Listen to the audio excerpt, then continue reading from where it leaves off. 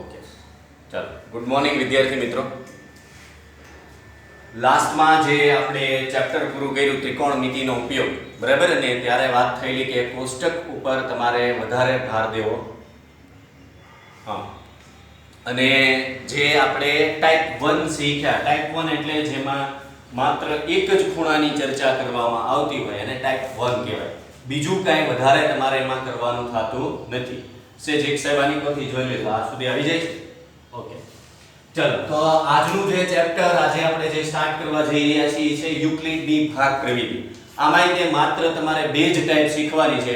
એક તો જે એની મેઇન વસ્તુ છે એ યુક્લિડની ભાગ પ્રવિધિથી ગુસ્સા શોધવાનો, અને બીજી જે એક વસ્તુ છે એ અવિભાજ્ય અવયવીકરણની રીત.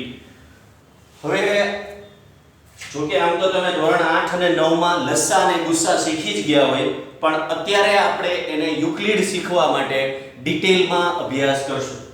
પહેલા તો લસ્સા અને ગુસ્સાનું આખું નામ શું થાય? તો કે લસ્સાનો મતલબ થાય લઘુત્તમ સામાન્ય અવયવી. સાંભળજો, અવયવી. અને ગુસ્સાનો મતલબ થાય ગુરુત્તમ સામાન્ય અવયવ. ઓલામાં અવયવી આવે, આમાં અવયવ આવે. ગુસ્સાને ઇંગ્લિશમાં કહેવાય HCF, હાઈએસ્ટ કોમન ફેક્ટર, અને લસાને કહેવાય LCM એટલે લીસ્ટ કોમન મીન.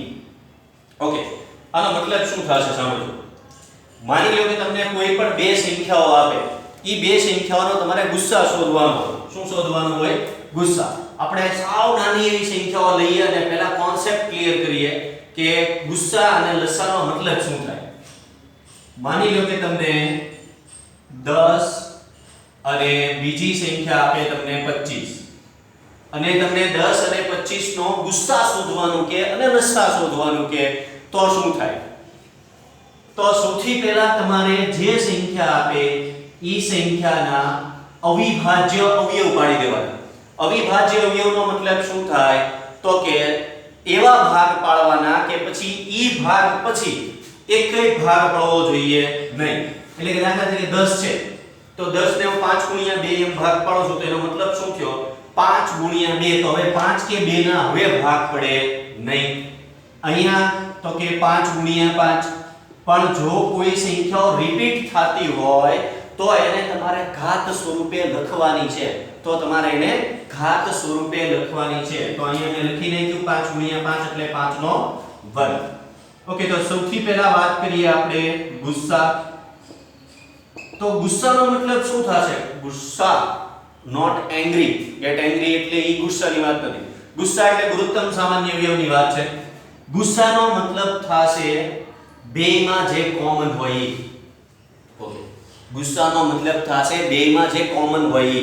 તો બેમાં કોમન, તો કે તમે એમ કહેશો સાહેબ બેમાં પાંચડો કોમન છે, પણ પ્રશ્ન એવો થશે કે અહીંયા 5 છે ને અહીંયા 5 નો વર્ગ છે, તો કઈ ઘાત લેવાની?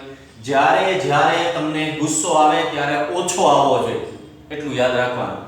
બરાબર છે? કારણ કે આપણી સેહત માટે એ હાનિકારક છે, એટલે ગુસ્સો બહુ આવવો જોઈએ નહીં. એટલે જ્યારે તમે ગુસ્સામાં ઘાત પસંદ કરતા હોય ત્યારે ઘાત નાની રાખવાની. તો આપણે કઈ ઘાત આવી જોઈએ? 5 ની 1 ઘાત. તો આપણો ગુસ્સા થશે 5. ઈ જ રીતે જો આપણે લસાની વાત કરીએ, કોની? લસાની. તો લસામાં શું કરવાનું? તો કે લસામાં બધું ઢળી લેવાનું. પણ પાછો અહીંયા ઈનો ઈ જ પ્રશ્ન આવશે. શું? તો કે બેમાં જે કોમન હોય અને બે ઉપર ઘાત હોય તો કઈ ઘાત લેવાની? જો ગુસ્સામાં નાની ઘાત પસંદ કરતા હોય તો લસામાં મોટી ઘાત જ આવે ઓબ્વિયસલી. તો મારે બગડોય લઈ લેવાનો છે. લસા એટલે બધું ઢળી લેવાનું. બગડોય લઈ લેવાનું છે. બીજી સંખ્યા કઈ છે? તો કે 5. અહીંયા 5 ની 1 ઘાત, અહીંયા 5 ની 2 ઘાત. આપણે શું વાત થઈ? લસામાં મોટી ઘાત પસંદ કરવાની. તો 2 ગુણ્યા 5 નો વર્ગ એટલે 25 ને 25 દુ 50. તો જો ગુસ્સા થઈ ગયો 5 અને લસા થઈ ગયો 50. બરાબર છે? લસા શોધવાની બીજી એક મેથડ એ પણ છે કે જે તમે જનરલી રફ કામમાં યુઝ કરતા હો. આ રીતે પણ કરી શકાય કે 10 અને 25 નો લસા શું થાય? તો કે પહેલા 5 વડે ભાગ હલાવો, 2 5, પછી 2 વડે ભાગ હલાવો, પછી પાછો 5 વડે ભાગ હલાવો, 5 દુ 10 5 50. તો એ લસા ઈ જ આવશે. પણ તમારે પરીક્ષામાં ઈ મેથડ વાપરવાની નથી. બરાબર? ઈ મેથડ શું છે? રફ કામ માટે છે. પરીક્ષામાં તમારે આ વસ્તુ કરવાની છે, લસા અને ગુસ્સા શોધવા માટે. ચાલો હજી એક બીજી રકમ લઈએ.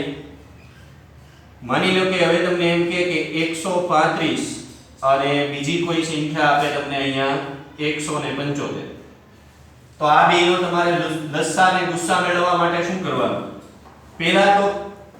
પહેલા તમને એ ખબર હોવી જોઈએ કે કોઈ પણ સંખ્યા છે એનો કઈ સંખ્યા વડે તમે ભાગાકાર કરી શકો. તો એના માટે તમને નાની નાની ચાવી આવડવી જોઈએ. જે સંખ્યાના એકમનો અંક 2 4 6 8 કે 0 હોય એને 2 વડે ભાગી શકાય. જે સંખ્યાના એકમનો અંક 5 કે 0 હોય એને 5 વડે ભાગી શકાય.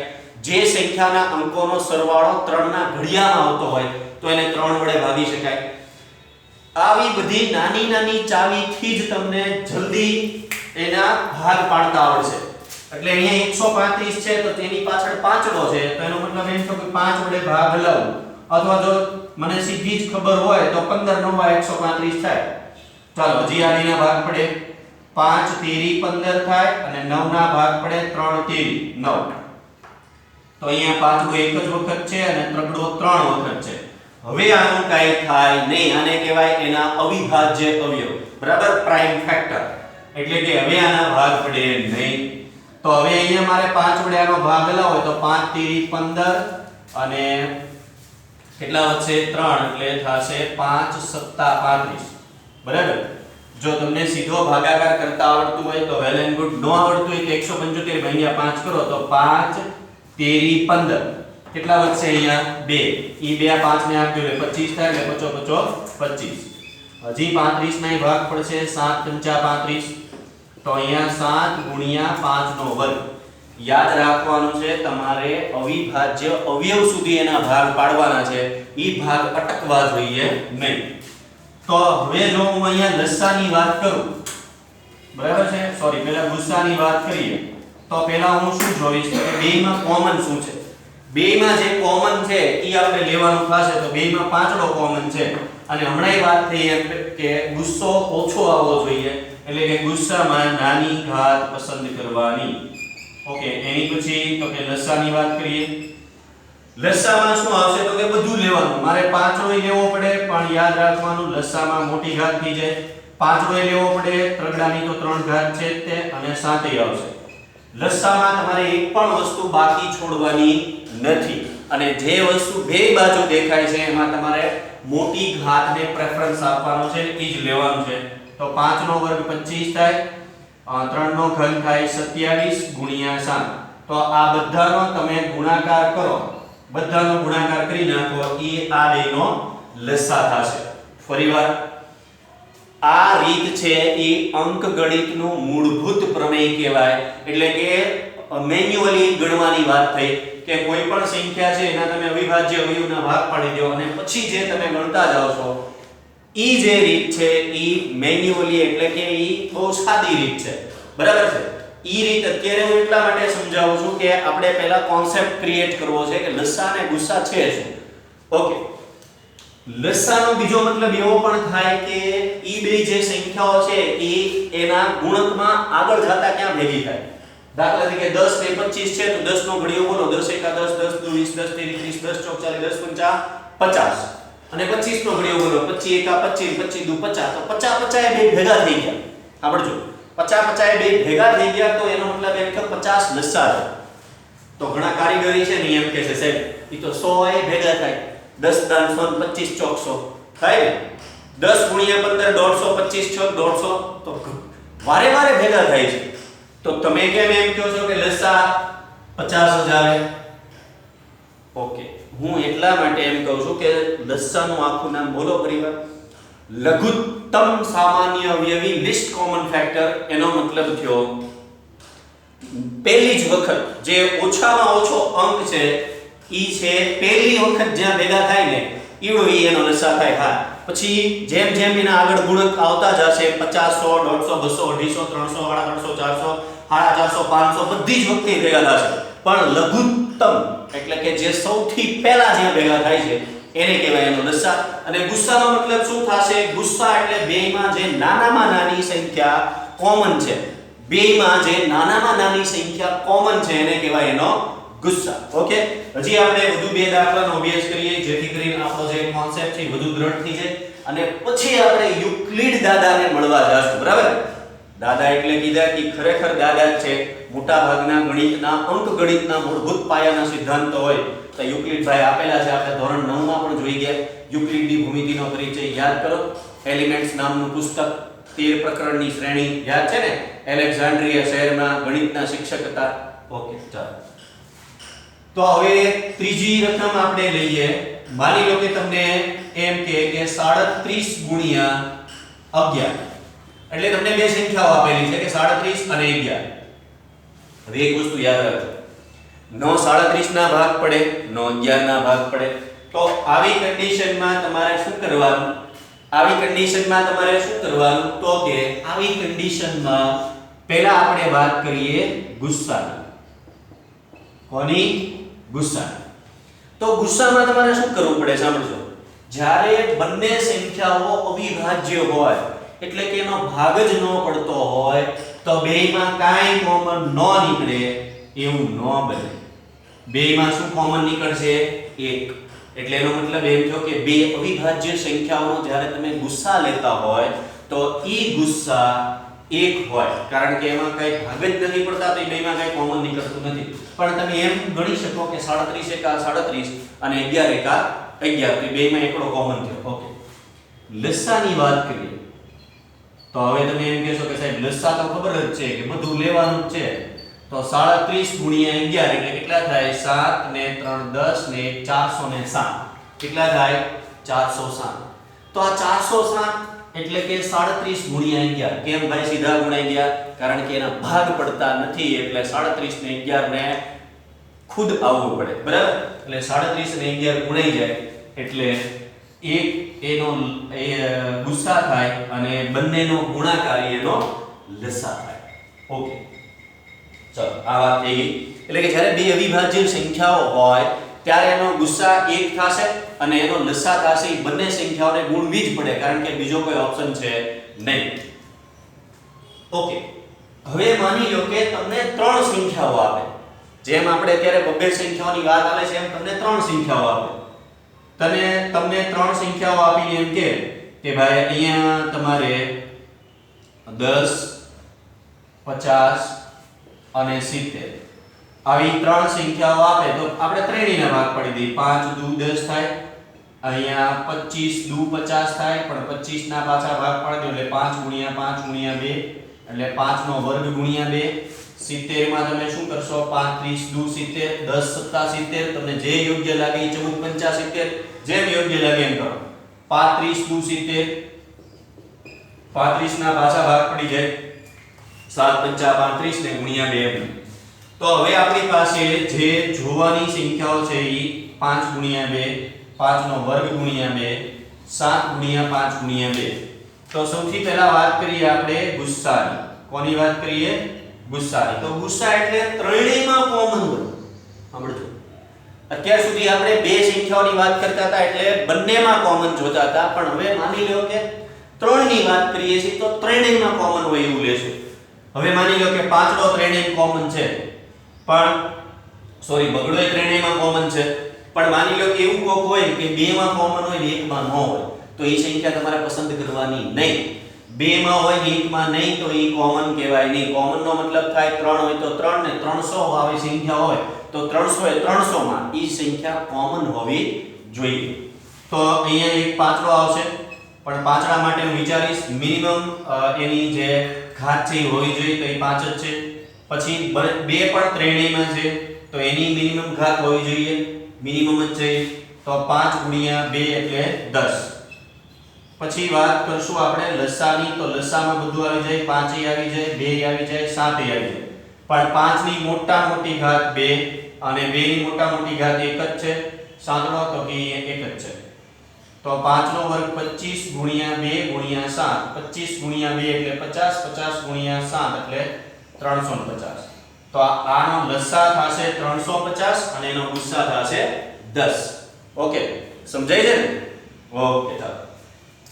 હવે આપણા 30% સિલેબસ પ્રમાણે લેસ થઈ ગયું છે, પણ હું તમને સમજાવવા માંગુ છું કે ઈ શું છે, તમને કામ આવે અને મજા આવે એવી એક વિગત છે આની, કે ગુસ્સા અને લસાનો ગુણાકાર કરો.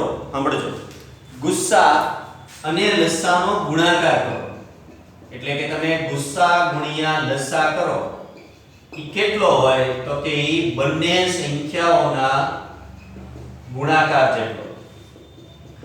કેટલો હોય? બંને સંખ્યાઓના ગુણાકાર જેટલો. એટલે એનો મતલબ શું છે? ચલો આપણે એક ઉદાહરણ લઈ જોઈએ, આની વાત કરીએ. તો આપણી પાસે બંને સંખ્યાઓ કઈ છે તો કે 10 અને 25. એટલે કે હું 10 અને 25 નો ગુણાકાર કરું કેટલો થાય? 250.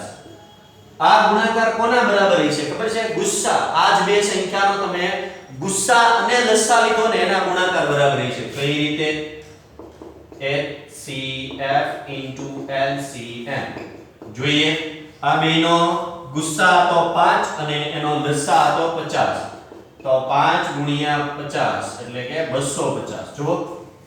જો મેં હાથે નથી લખ્યું, આપણે પહેલેથી મેળવેલું હતું. 5 ગુણ્યા 50 કેટલા થાય તો કે 250. એટલે કહેવાનો મતલબ એમ છે કે કોઈ પણ બે સંખ્યાઓનો ગુણાકાર કરો, ઈ ગુણાકાર ઈ બંને સંખ્યાઓના લસા અને ગુસ્સાના ગુણાકાર જેટલો જ હોય. એટલે ઈ બંને સંખ્યાઓને જો આપણે a અને b કહીએ તો એમ કહી શકાય કે HCF LCM is equal to AB. AB એટલે બંને સંખ્યાઓ. ઓકે, તો એક વખત તમે બોર્ડ વર્ક ઉપર નજર ફેરવી લો.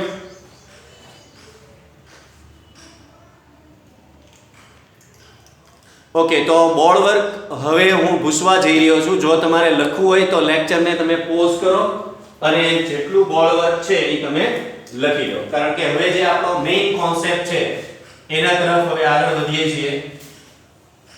આ જે હતું ને ઈ કાચો માલ હતો, બરાબર છે, જે આપણે હવે શીખવા જઈ રહ્યા છીએ એ માટે. અને હવે તમને એટલી તો ખબર પડી જ ગઈ છે કે ગુસ્સા અને લસા કોને કહેવાય, બરાબર? પણ હવે જે આપણા યુક્લિડ દાદા છે, આપણા બરાબર દાદા જ થાય, આપણે દાદા જ કહેવા પડે એને. આપણા જે યુક્લિડ દાદા છે ઈ દાદા એ એક પદ્ધતિ આપેલી છે અને એ પદ્ધતિ કઈ છે સાંભળજો. ગુસ્સા શોધવા માટેની એક સરસ મજાની યુક્લિડની રીત છે, બરાબર છે. આપણે પહેલા નાના નાના સહેલા ઉદાહરણ લેશું અને એની થી પહેલા આપણે ક્રિએટ કરીએ કોન્સેપ્ટ કે યુક્લિડની ભાગ પ્રવિધિ ખરેખર શું છે. ઓકે, હવે એનો પહેલા કોમન કોન્સેપ્ટ સમજીએ આપણે.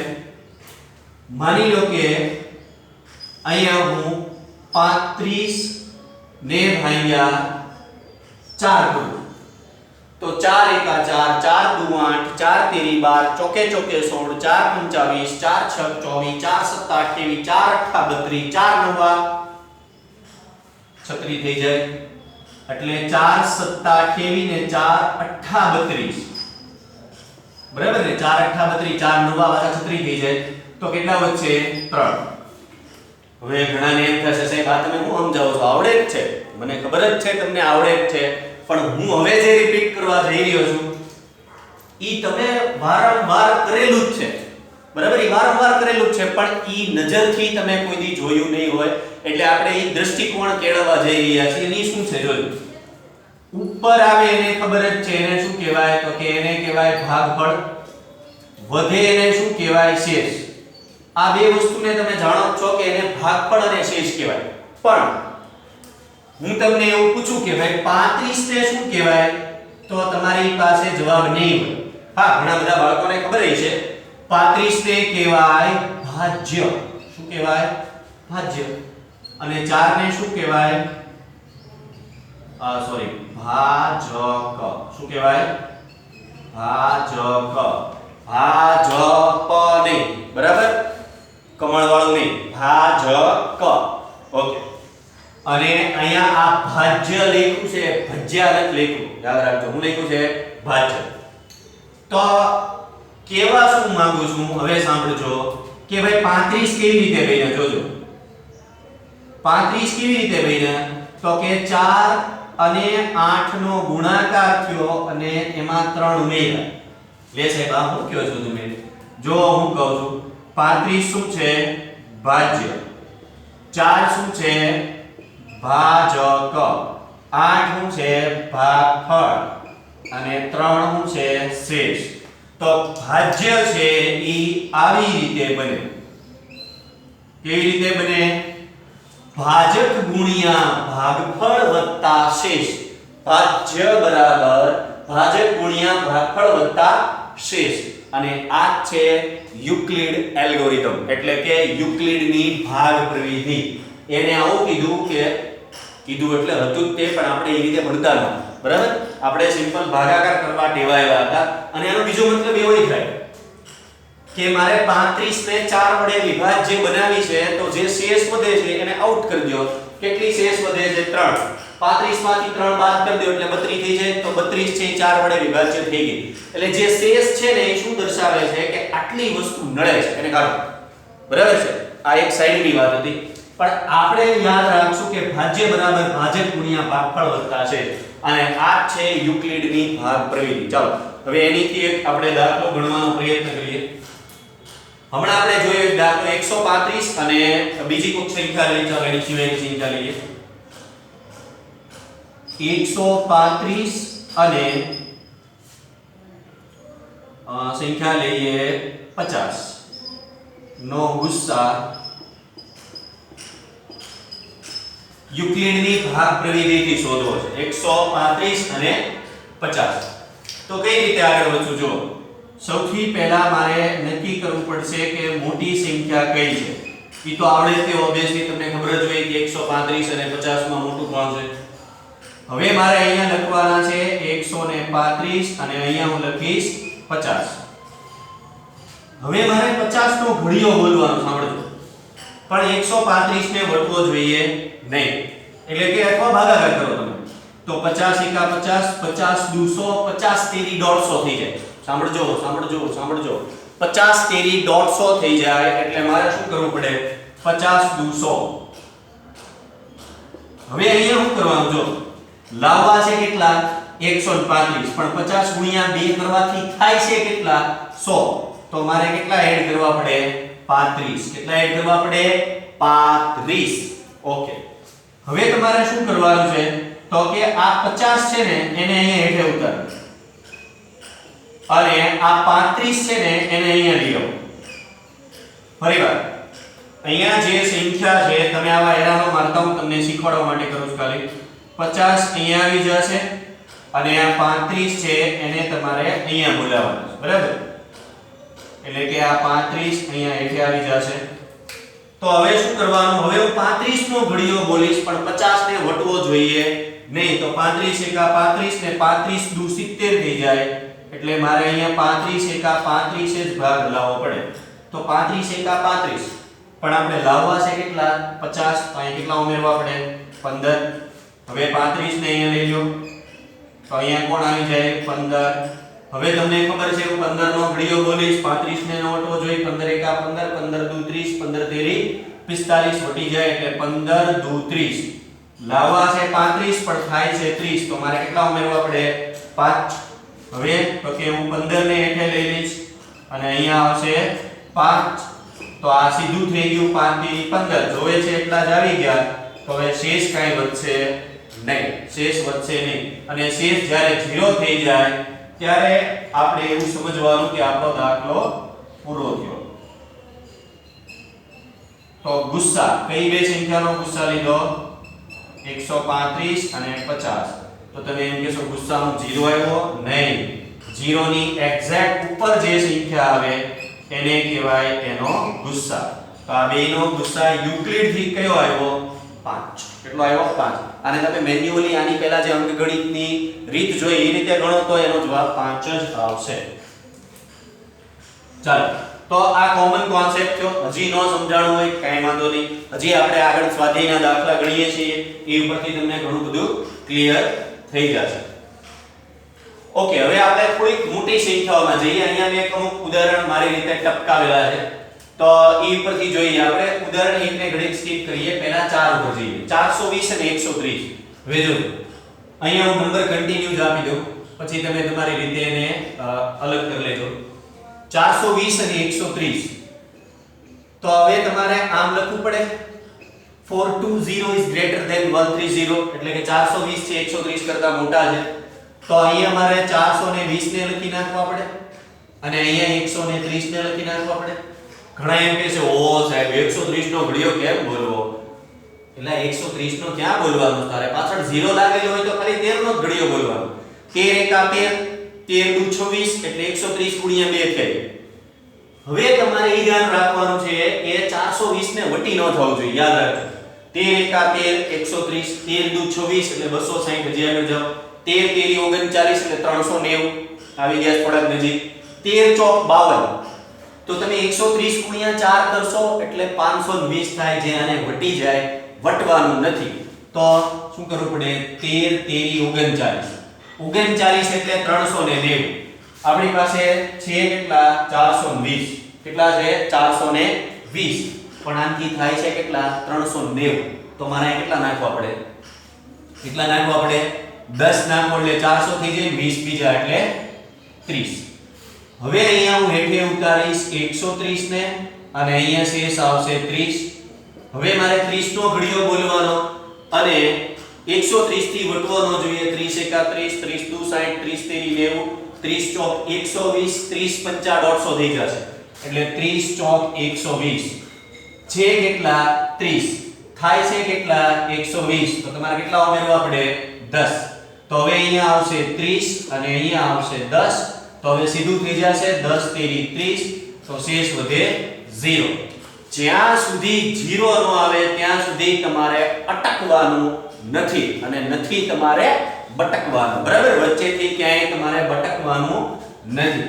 તો હવે આપણે અહીંયા આન્સર લખી શકીએ કે કઈ બે સંખ્યાઓ છે? 420 અને 130. એનો ગુસ્સા કેટલો આવ્યો? 10. બરાબર છે? ભૂલથી 0 ન લખાઈ જાય કારણ કે 0 પોસિબલ જ નથી. તો તમે એમ કહેશો કે કેમ ગુસ્સા આવતો જ ન હોય તો, કોમન કઈ નીકળતું જ ન હોય તો એક આની પહેલા દાખલામાં જોઈ ગયા કે કોઈ પણ ગુસ્સાનો કોમન નો નીકળતું હોય તો એનો ગુસ્સા થઈ જાય કે 0 કોઈ દી ગુસ્સા આવશે નહીં. તો એક્ઝેક્ટ 0 ની એક્ઝેક્ટ ઉપરની જે સંખ્યા હોય એ ગુસ્સા થશે. ચાલો એની પછી આગળના દાખલા તરફ જોઈએ. હવે જોઈએ આપણે 12576.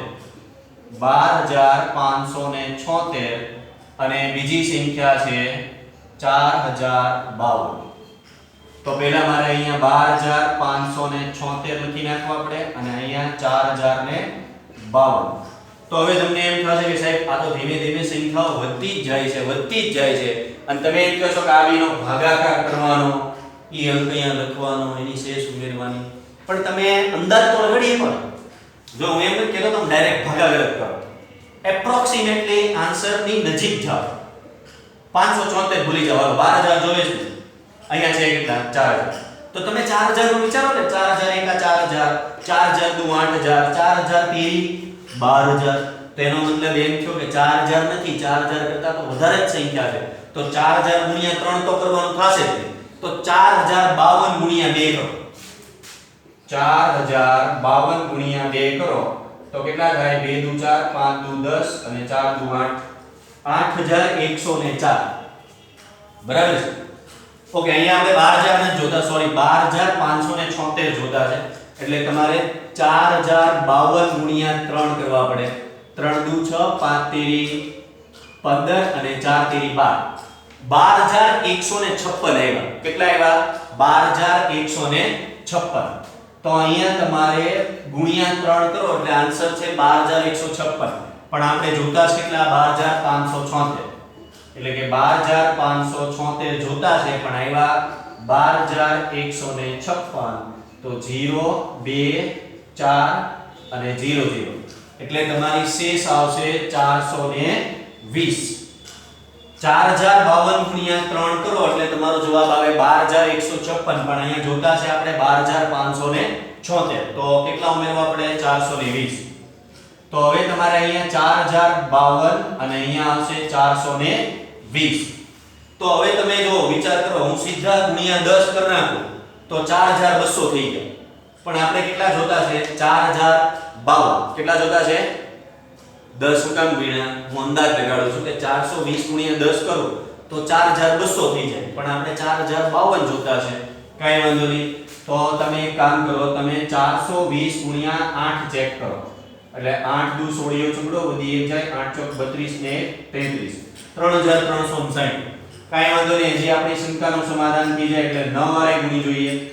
9 દુ સોરી 0 9 દુ 18 1 9 ચોક 36 ને 37 3780 કેટલા થયા 3780 હવે ઓબ્વિયસલી છે કે 10 હારે ગુણીશ તો કેટલા થઈ જશે 4200 એક મિનિટ 9 0 9 દુ 18 800 વધી જાય 1 9 ચોક 36 ને 37 હા હવે જો હું 420 ગુણ્યા 10 કરીશ તો 4200 થઈ જાય અને ઈ જવાબ આનાથી વધી જાય એટલે મારે 420 ગુણ્યા 9 કરવા પડે જે થાય 3780 કેટલા થાય 3780 પણ આપણે જોઈએ છે કેટલા 40 52 તો 40 52 માંથી 3780 બાદ કરો એટલે 2 10 કો 9 કો અને અહીંયા 3 તો 15 માંથી 8 જાય એટલે 7 અને અહીંયા 2 અને 3 માંથી 3 જાય તો 0 એટલે 272 શેષ વધે બરાબર છે હવે તો કે અહીંયા આવી જશે 420 અને અહીંયા આવી જશે 272 272 દૂર કરો એટલે સીધું 400 અને 72 ને ડબલ થઈ જાય એટલે સીધું 420 ને વટી જ જાય એટલે 272 એકા 272 તો 420 માંથી 272 બાદ કરી દો એટલે અહીંયા થઈ જાય 8 અહીંયા ફરીવાર 10 કો લેવો પડે 11 માંથી 7 જાય તો વધે 4 અને અહીંયા 1 એટલે કે 148 કેટલા આવશે 148 હવે ફરીવાર 272 ને હેઠે લઈ લો અને અહીંયા આવશે 148 બરાબર છે તો શું કરવું પડે તો કે 148 દૂર કરો આને 150 માં લઈ તો 150 ગુણ્યા 2 એટલે 300 થઈ જાય તો 148 ગુણ્યા નજીક જ આવી જાય એટલે 100 ચાલો તો ચેક કરી લઈએ 148 ગુણ્યા 2 તો 8 2 16 4 2 8 ને 1 9 2 એકા 2 296 થઈ ગયું વટી ગયો એટલે 148 એકા 148 તો 272 છે અને 148 આવ્યા છે તો કેટલા ઘટે છે તો કે અહીંયા થઈ જાય 6 12 માંથી 8 જાય તો 4 2 1 124 ઘટે છે કેટલા ઘટે છે 124 હવે 148 ને અહીંયા લઈ લ્યો 124 અહીંયા આવી જશે હવે તમને આઈડિયા આવતો જતો હશે કે 124 ના ડબલ થઈ જાય 248 એટલે એ તો કરાય નહીં એટલે 148 124 એકા 124 124 માં હવે મોઢે કરી શકાય કેટલા નાખો તો 148 થાય 24 તો હવે અહીંયા આવી જશે 124 અને અહીંયા આવી જશે 24 તો 24 5 120 થાય સાંભળજો 24 5 120 થાય તો એ જોઈ લઈ 24 6 6 6 24 2 6 12 13 14 144 થઈ ગયું તો આપણે 24 5 ભાગેલા 24 5 120 થાય પણ છે કેટલા 124 એટલે અહીં મારે કેટલી શેષ નાખવી પડે 4 તો હવે એઠે આવશે 24 અહીંયા આવશે 4 6 24 તો શેષ કઈ વધશે